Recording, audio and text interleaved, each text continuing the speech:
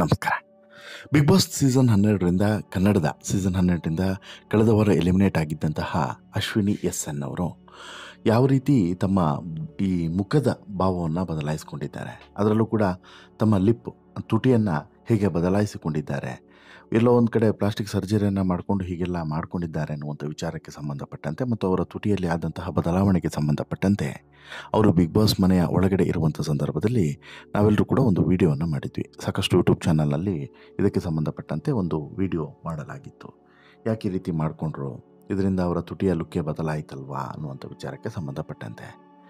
ಆದರೆ ಅದು ಅವ್ರಿಗೂ ಕೂಡ ಗೊತ್ತಾಯಿತು, ಯಾಕೆ ಏನು ಅನ್ನೋದು ಗೊತ್ತಾಯಿತು. ಅವ್ರಿಗೂ ಕೂಡ ಇಂತಹ ಪ್ರಶ್ನೆಗಳು ಹೊರಗಡೆ ಬಂದ ಬಳಿಕ ಎದುರಾಯಿತು. ಬಟ್ ಅದರ ಬಗ್ಗೆ ಯಾವುದೇ ಸಂಕೋಚ ಇಲ್ಲದೆ ಮತ್ತು ಯಾವುದೇ ಕೀಳರಿಮೆ ಇಲ್ಲದೆ ಮತ್ತು ಆ ವಿಚಾರಕ್ಕೆ ಸಂಬಂಧಪಟ್ಟಂತೆ ಅವರೇ ಮಾಡಿಕೊಂಡಂಥ ಒಂದು ತಪ್ಪು ನಿರ್ಧಾರ ಅನ್ನುವಂತಹ ಒಂದು ವಿಚಾರವನ್ನು ಅವರು ನೇರವಾಗಿ ಒಪ್ಕೊಂಡಿದ್ದಾರೆ ಮತ್ತು ಅದಕ್ಕೆ ಸ್ಪಷ್ಟನೆಯನ್ನು ಕೂಡ ಕೊಟ್ಟಿದ್ದಾರೆ. ಆದರೆ ಈ ವಿಚಾರವನ್ನು ಇಟ್ಕೊಂಡು ಕೆಲವರು ಟ್ರೋಲ್ ಮಾಡಿದ್ರಲ್ಲ, ಅವರಿಗೆ ಮಾತ್ರ ಸರಿಯಾಗಿ ಜಾಡಿಸುವಂಥ ಕೆಲಸವನ್ನು ಮಾಡಿದ್ದಾರೆ. ಪಾಸಿಟಿವ್ ಆಗಿ ಎಲ್ಲರೂ ಕೂಡ ಈ ವಿಚಾರದ ಬಗ್ಗೆ ಮಾತನಾಡಿದರು, ಹೀಗೆ ಮಾಡ್ಕೊಳ್ಬಾರ್ದಾಗಿತ್ತು ಅನ್ನುವಂತಹ ಒಂದು ಕನಿಕರವನ್ನು ತೋರಿಸಿದ್ರು, ವೆಲ್ ಆ್ಯಂಡ್ ಗುಡ್. ಅದನ್ನು ಹೊರತುಪಡಿಸಿ ಟ್ರೋಲ್ ಮಾಡಿದವ್ರಿಗೂ ಕೂಡ ಅಶ್ವಿನಿ ಜಾಡಿಸುವಂಥ ಕೆಲಸವನ್ನು ಮಾಡಿದ್ರೆ, ಇನ್ನೊಂದು ಕಡೆ ಧ್ರುವಂತ್ ಮತ್ತು ಅಶ್ವಿನಿ ಮುದ್ದುಲಕ್ಷ್ಮಿ ಅನ್ನುವಂತಹ ಧಾರಾವಾಹಿಯಲ್ಲಿ ಒಟ್ಟಿಗೆ ನಟಿಸಿದ್ರು. ಈ ಹಿಂದೆ ಒಟ್ಟಿಗೆ ನಟಿಸಿದ್ರಿಂದ ಪರಿಚಯ ಕೂಡ ಇರುತ್ತೆ. ಆದರೆ ಬಿಗ್ ಬಾಸ್ ಮನೆ ಒಳಗಡೆ ಮಾತ್ರ ಪರಿಚಯ ಇಲ್ಲದಿರೋ ರೀತಿಯಲ್ಲಿದ್ದರು.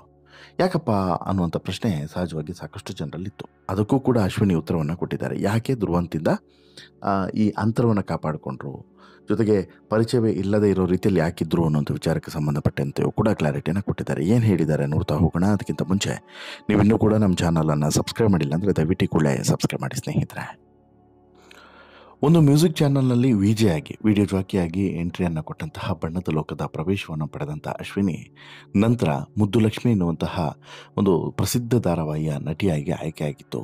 ಆ ಧಾರಾವಾಹಿಯಿಂದ ಒಂದು ತನ್ನದೇ ಆದಂಥ ಐಡೆಂಟಿಫಿಕೇಷನನ್ನು ಪಡೆದಿತ್ತು. ಜೊತೆಗೆ ಅದಾದ ಬಳಿಕ ಸಾಕಷ್ಟು ಗ್ಯಾಪನ್ನು ತೆಗೆದುಕೊಂಡು ಈಗ ಬಿಗ್ ಬಾಸ್ ಮನೆಗೆ ಬಂದು ಬಿಗ್ ಬಾಸ್ ಮನೆಯಲ್ಲಿ 3 ವಾರಗಳ ಕಾಲ ಆಟವನ್ನು ಆಡಿ ನಂತರ ಬಿಗ್ ಬಾಸ್ ಮನೆಯ ಅನಿವಾರ್ಯ ಎಲಿಮಿನೇಷನ್ನ ಕಾರಣದಿಂದ ಬಿಗ್ ಬಾಸ್ ಮನೆಯಿಂದ ಹೊರಗಡೆ ಹೋಗಿತ್ತು 3ನೇ ವಾರಕ್ಕೆ.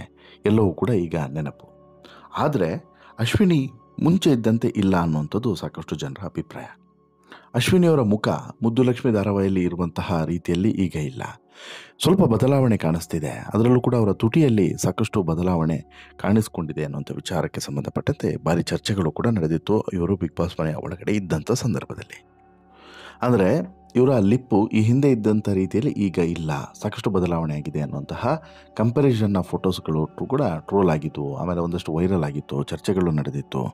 ಪ್ಲಾಸ್ಟಿಕ್ ಸರ್ಜರಿಯನ್ನು ಬಹುಶಃ ಅಶ್ವಿನಿ ಮಾಡ್ಕೊಂಡಿರಬೇಕು ಅನ್ನುವಂಥ ವಿಚಾರಕ್ಕೆ ಸಂಬಂಧಪಟ್ಟಂತೆ ಬಿಗ್ ಬಾಸ್ ಮನೆ ಒಳಗಡೆ ಇರುವಂಥ ಸಂದರ್ಭದಲ್ಲಿ ಸಾಕಷ್ಟು ಕಾಮೆಂಟ್ಗಳು ಹರಿದಾಡಿತ್ತು ಕೂಡ. ಆದರೆ ಇದ್ರ ಬಗ್ಗೆ ಕ್ಲಾರಿಟಿಯನ್ನು ಕೇಳೋಣ ಅಂದರೆ ಅಶ್ವಿನಿ ಬಿಗ್ ಬಾಸ್ ಮನೆಯ ಒಳಗಡೆ ಇದ್ದರು.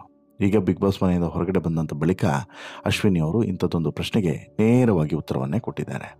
ಯಾವುದೇ ಸಂಕೋಚವನ್ನು ಮಾಡದೆ ಮತ್ತು ಅದರಲ್ಲಿ ರಿಯಾಲಿಟಿ ಏನಿದೆ, ಯಾಕೆ ಈ ರೀತಿ ಆಯಿತು, ಜೊತೆಗೆ ಈ ತನ್ನ ಲಿಪ್ಪನ್ನು ಆಲ್ಟ್ರೇಷನ್ ಮಾಡಿದ್ದು 100% ಸತ್ಯ, ಅದಕ್ಕೆ ಲಿಪ್ ಫಿಲ್ಲಿಂಗನ್ನು ಮಾಡಿದ್ದಂತೂ 100% ಸತ್ಯ. ಹಾಗಾಗಿ ಅದು ಬಿಗ್ ಬಾಸ್ ಮನೆಗೆ ಹೋಗೋದಕ್ಕಿಂತ 2 ವಾರಗಳ ಮುಂಚೆ ಮಾಡಿದ್ದು ಪರಿಣಾಮ ಅದು ಹೆಚ್ಚು ಎದ್ದು ಕಾಣ್ತಾ ಇತ್ತು. ಅದು ನಾರ್ಮಲ್ ಆಗೋದಕ್ಕೆ ಮತ್ತು ಆ ವಿಚಾರದಲ್ಲಿ ಸ್ವಲ್ಪ ಎಡವಟ್ಟು ಕೂಡ ಆಯಿತು. ಅಂದರೆ ಇವರು ಏನು ಅಂದ್ಕೊಂಡಿದ್ರು, ಯಾವ ರೀತಿ ಕಾಣುತ್ತೆ ಅಂತೇಳಿ ಅಂದ್ಕೊಂಡಿದ್ರು, ಆ ರೀತಿ ಕಾಣದೆ ಸ್ವಲ್ಪ ಕೆಟ್ಟದಾಗಿ ಕಾಣೋದಕ್ಕೆ ಶುರುವಾಯಿತು. ಬಟ್ ಏನು ಮಾಡೋಕ್ಕಾಗಲ್ಲ ಅನ್ನುವಂಥ ಕಾರಣವನ್ನು ಇಟ್ಕೊಂಡು ಬಿಗ್ ಬಾಸ್ ಮನೆಯ ಒಳಗಡೆ ಹೋಗಿದ್ರು.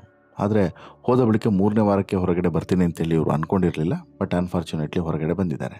ಈಗ ಈ ವಿಚಾರಕ್ಕೆ ಸಂಬಂಧಪಟ್ಟಂತೆ ಕ್ಲಾರಿಟಿಯನ್ನು ಕೊಟ್ಟಿದ್ದಾರೆ. ಅವ್ರ ಮಾತಲ್ಲೇ ಆ ಕ್ಲಾರಿಟಿಯನ್ನು ಕೇಳೋದಾದರೆ, ನನ್ನ ಲಿಪ್ಸ್ ವಿಚಾರವಾಗಿ ತುಂಬ ಟ್ರೋಲ್ ಆಗಿದೆ ಕಣ್ರಿ. ಪ್ರಾಮಾಣಿಕವಾಗಿ ಹೇಳಬೇಕು ಅಂತ ಹೇಳಿದ್ರೆ ಪ್ರತಿಯೊಬ್ಬರಿಗೂ ಕೂಡ ಕೆಲವೊಂದು ವಿಚಾರದಲ್ಲಿ ಕೆಲವೊಂದು ಬದಲಾವಣೆ ಮಾಡಿಕೊಳ್ಬೇಕು ಅನ್ನೋದು ಇದ್ದೇ ಇರ್ತದೆ. ನಾವು ಇರುವಂತಹ ಇಂಡಸ್ಟ್ರಿಯಲ್ಲಿ ಪ್ರತಿ ಸಲ ನಮ್ಮನ್ನು ನಾವು ಬೆಟರ್ ಮಾಡಿಕೊಳ್ತಾ ಹೋಗಬೇಕಾಗುತ್ತೆ. ಇಲ್ಲ ನಾವು ಏನೂ ಕೂಡ ಮಾಡಿಕೊಳ್ಳಲ್ಲ ಅಂದರೆ ನಮಗೆ ಅವಕಾಶಗಳು ಕೂಡ ಕಡಿಮೆ ಆಗಬಹುದು. ಯಾಕಂದರೆ ಕಾಂಪಿಟೇಷನ್ ಅಷ್ಟರ ಮಟ್ಟಿಗೆ ಇದೆ ಅಂತ ಹೇಳಿಬಿಟ್ಟು ಮಾಧ್ಯಮಗಳಿಗೆ ಅಶ್ವಿನಿ ಪ್ರತಿಕ್ರಿಯೆಯನ್ನು ಕೊಟ್ಟಿದ್ದಾರೆ. ಅಷ್ಟೇ ಅಲ್ಲ, ನಾನು ಲಿಪ್ ಫಿಲ್ಲರ್ಸನ್ನು ಮಾಡಿಸಿಕೊಂಡಿದ್ದೇನೆ. ಇದು ಕಾಸ್ಮೆಟಿಕ್ ಪ್ರಕ್ರಿಯೆ, ಅದು ಸರ್ಜರಿ ಅಲ್ಲ ಅಥವಾ ಪರ್ಮನೆಂಟ್ ಕೂಡ ಅಲ್ಲ. ಬಿಗ್ ಬಾಸ್ ಮನೆಗೆ ಹೋಗುವಾಗ ಒಂದು ಚೇಂಜ್ ಓವರ್ ಇರಲಿ ಅಂತ ಹೇಳಿಬಿಟ್ಟು ನಾನು ಮಾಡಿಕೊಂಡಿದ್ದು. ಜನ ನನ್ನ ಒಂದು ಟಿಪಿಕಲ್ ಲುಕ್ನಲ್ಲಿ ನೋಡಿಬಿಟ್ಟು ಅದಕ್ಕೆ ಅಡ್ಜಸ್ಟ್ ಆಗಿದ್ದರು. ಟಿಪಿಕಲ್ ಲುಕ್ನಿಂದ ಸೈಲೆಂಟ್ ಆಗಿ ಬಿಟ್ಟಿದ್ದಾರೆ. ಇವಳು ಏನೂ ಕೂಡ ಮಾಡ್ತಿಲ್ಲ ಅಂತೇಳಿ ಅನಿಸುತ್ತೆ. ಒಂದು ಚೇಂಜ್ ಓವರ್ ಕೊಡೋಣ ಅಂತ ಹೇಳ್ಬಿಟ್ಟು ನಾನು ಲಿಪ್ ಫಿಲ್ಲರ್ಸನ್ನು ಮಾಡಿಸ್ಕೊಂಡೆ. ಒಂದು 10 ದಿನದಲ್ಲಿ ಅದು ನಾರ್ಮಲ್ ಆಗಿ ಬಿಡ್ತದೆ ಅಂತ ಹೇಳ್ಬಿಟ್ಟು ಹೇಳಿದರು. ಮಾಡಿಸಿದ ಮೇಲೆ ಅದು ನನಗೆ ಇಂಪ್ಯಾಕ್ಟನ್ನು ಮಾಡ್ತು. ಅಯ್ಯೋ ಹೋಗೋ ಟೈಮ್ನಲ್ಲಿ ಹೀಗಾಯ್ತಲ್ಲ ಅಂಥೇಳಿ ಸ್ಟ್ರಗಲ್ ಕೂಡ ಮಾಡಿದೆ. ನಾನು ಏನು ಅಂದ್ಕೊಂಡಿದ್ನೋ ಅದಕ್ಕಿಂತ 3 ಪಟ್ಟು ಅದು ದಪ್ಪ ಆಗಿಬಿಡ್ತು, ಸ್ವೆಲ್ಲಿಂಗ್ ಕೂಡ ಇತ್ತು. ಹೀಗಾಗಿ ನನಗೆ ಒಂದು ಕಡೆಯಿಂದ ಬಿಗ್ ಬಾಸ್ ಆಪರ್ಚುನಿಟಿ, ಮತ್ತೊಂದು ಕಡೆಯಿಂದ ಇದು ಅಗ್ನಿ ಪರೀಕ್ಷೆ, ಯಾವುದನ್ನು ಆಯ್ಕೆ ಮಾಡಬೇಕು ಯಾವುದನ್ನು ಬಿಡಬೇಕು ಅನ್ನುವಂತಹ ಗೊಂದಲ ಇತ್ತು. ಆದರೆ ನಾನು ಹೀಗಾಗಿದೆ, ನಾನು ಬರಲ್ಲ ಅಂತೇಳಿ ಹೇಳೋಕ್ಕೆ ಆಗುತ್ತಾ? ಇಲ್ಲ.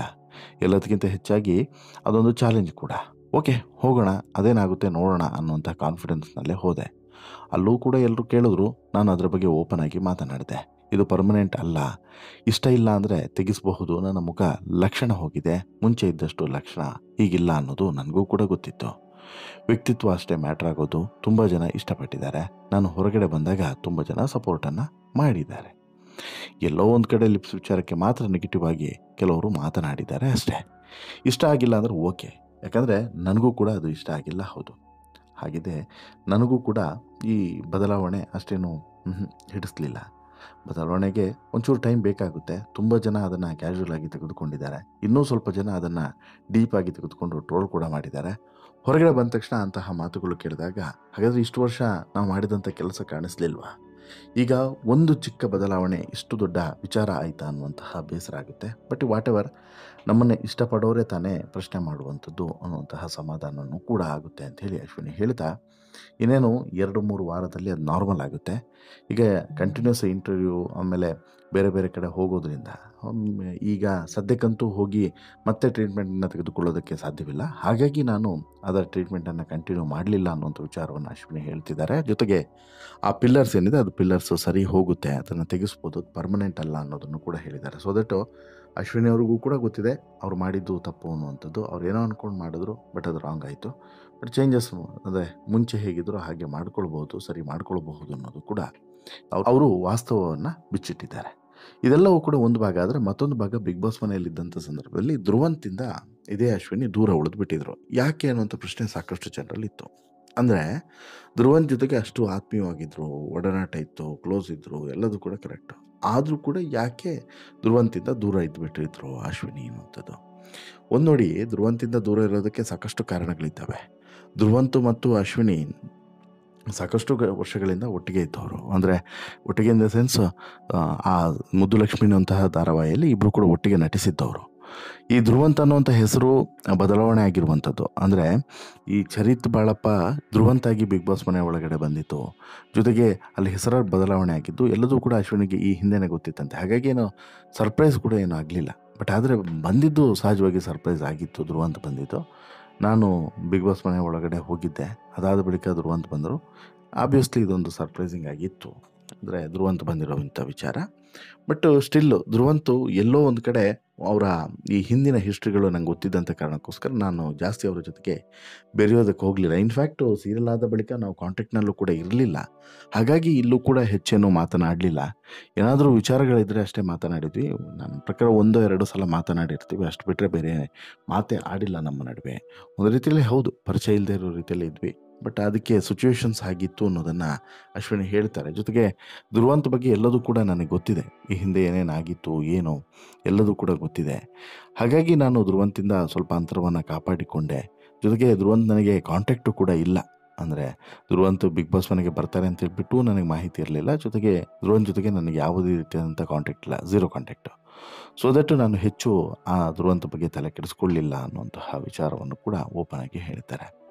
ಯಾಕಂತ ಹೇಳಿದ್ರೆ ಇಲ್ಲಿ ಒಬ್ಬೊಬ್ಬರು ಬಿಗ್ ಬಾಸ್ ಮನೆಗೆ ಹೋದಾಗಲೂ ಕೂಡ ಅವರ ನಾವು ಹಿಸ್ಟ್ರಿಯನ್ನು ಕೆಣಕ್ತಾ ಹೋಗುವಂಥದ್ದು ಕಾಮನ್, ಅದರಲ್ಲಿ ಏನೂ ಕೂಡ ಮಾಡೋಕ್ಕಾಗಲ್ಲ. ಬಟ್ ಒಂದು ಪ್ರಾಜೆಕ್ಟಲ್ಲಿ ಒಟ್ಟಿಗೆ ವರ್ಕ್ ಮಾಡಿದ್ವಿ ಬಿಟ್ಟರೆ ನಾವೇನು ಫ್ರೆಂಡ್ಸ್ ಅಲ್ಲ. ಜೊತೆಗೆ ನಾವು ಅವರ ಈ ವೈಯಕ್ತಿಕ ವಿಚಾರಗಳ ಬಗ್ಗೆ ಕಮೆಂಟ್ ಮಾಡಲ್ಲ. ಅವರ ಜೀವನ ಅವ್ರದ್ದು, ನಮ್ಮ ಜೀವನ ನಮ್ಮದು.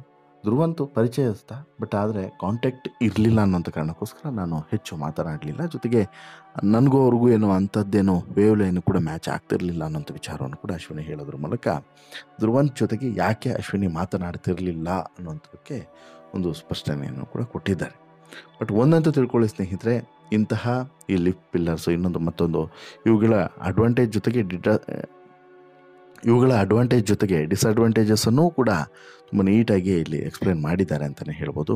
ವಾಟ್ ಎವರ್, ಒಂದಂತೂ ಕ್ಲಿಯರ್ ಸ್ನೇಹಿತರೆ, ಬಿಗ್ ಬಾಸ್ ಮನೆಯಲ್ಲಿ ಸದ್ಯಕ್ಕೆ ಈಗ ಅಶ್ವಿನಿ ಹೊರಗಡೆ ಬಂದಾಗಿದೆ. ಹೊರಗಡೆ ಬಂದರೂ ಕೂಡ ಕೆಲವೊಂದು ವಿಚಾರಗಳ ಬಗ್ಗೆ ಚರ್ಚೆಗಳು ಮಾತ್ರ ನಿಂತಿಲ್ಲ ಅನ್ನೋದು ಮಾತ್ರ ವಾಸ್ತವ.